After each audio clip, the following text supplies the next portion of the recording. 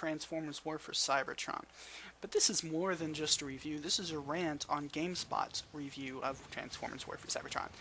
Now, I don't necessarily pay much attention to reviews from GameSpot, but I do occasionally read them. And this has got to be, by far, the single worst review I have ever seen to date. First off, the reviewer, when this review was first posted, referred to the game as Transformers Battle for Cybertron, not War. Now that's a mistake that some of us more inexperienced reviewers can make. Someone who does reviews for, say, something like YouTube, or where this happens to be a casual hobby. But when you work for GameSpot, one of the more famous video games websites out there, certainly a very popular one, you would think they would get things like that right. But it's the title of the game, and War Battle, that's all fairly the same. That's nothing you could really hold against the guy, is it? Well, I wouldn't if he hadn't got so many other things so blatantly wrong. For starters, he refers to this game as a cover-based shooter. Now, I know there's a lot of cover-based shooters out there, and I know that we haven't seen run-and-gun games for quite a long time. But this is not a cover-based shooter.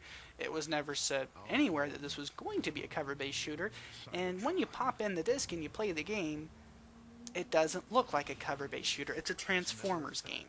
But for some reason, this reviewer, he's under the impression that the game is a cover-based shooter, and he is complaining that there's not a snap-to-cover button. Well, that's because the game's not a cover-based shooter. Now, there is cover in the game. You can take cover, to let your health regenerate.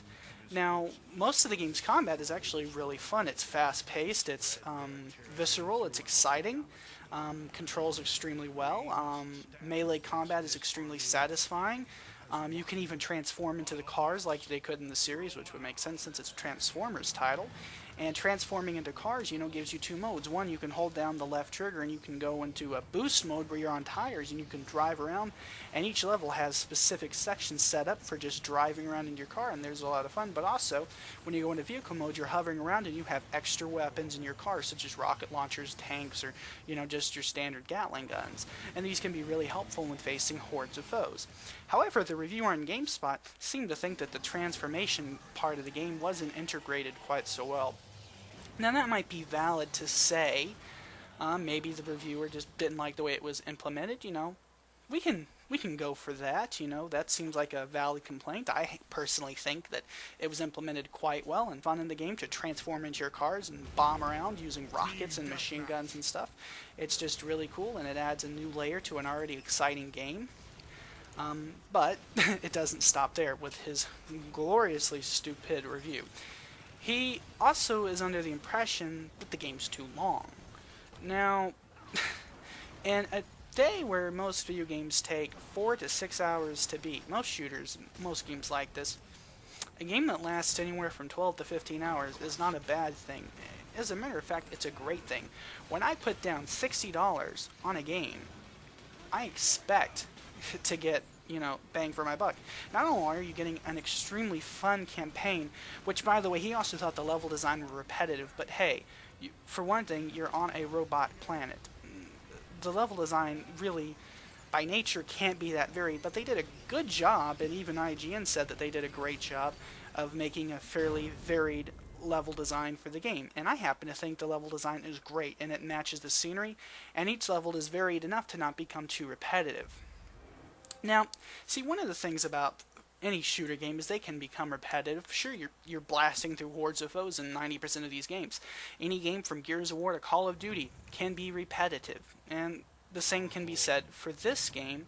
But again, do you find Gears of War repetitive? Do you find Call of Duty repetitive? If you answered no, then you won't find this game repetitive.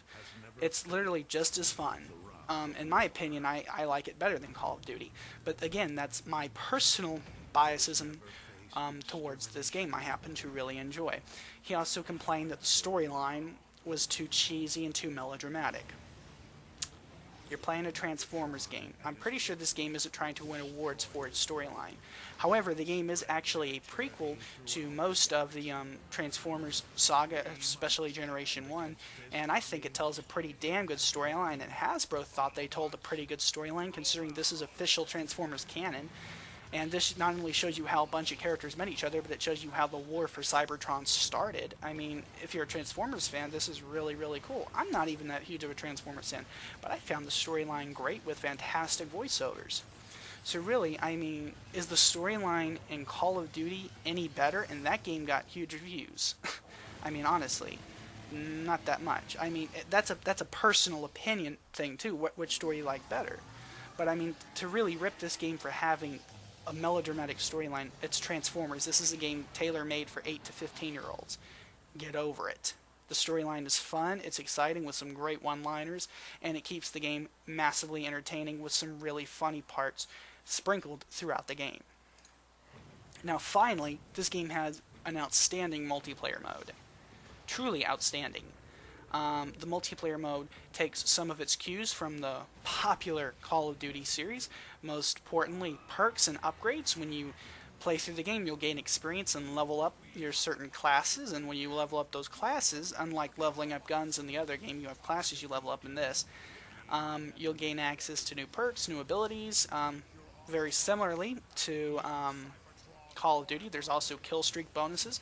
Really, the game works quite well. People who play Call of Duty should jump right into the multiplayer. It's a lot of fun. I actually found it a little bit more fun than Call of Duty. I found the game to be extremely well balanced. I think anyone who plays this game can play it and be reasonably decent at multiplayer. I'm sure a lot of people will be better than others at the game, but granted, I'm not the world's best multiplayer player, but I was able to hold my own in multiplayer, and that's something I always look for. I look for a game that offers a balance towards each individual player. Anybody can play any of these classes in this game and rule, or at least be semi-successful. Overall, the multiplayer is a lot of fun, and I'll definitely be playing it for a while at least. It'll keep the game spinning in my hard drive for months to come. Something IGN also stated.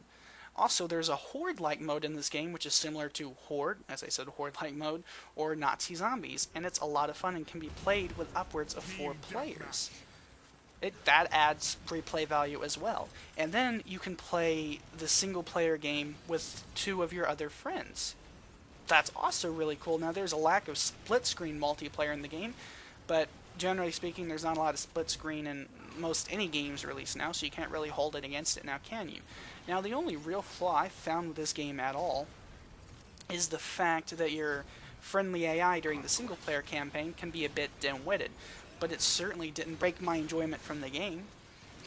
And now on to the GameSpot reviewer's stupidest comments. First off, he said there's not enough ammo in the game. Well, ammo is a little sparse in some sections, but one, as I believe I've stated, you have a kick-ass melee attack. I mean, Transformers had energon swords, battle axes, you name it, they fought with melee weapons, and it kicks ass in this game. Using an energon sword or Optimus Prime's axe is freaking awesome.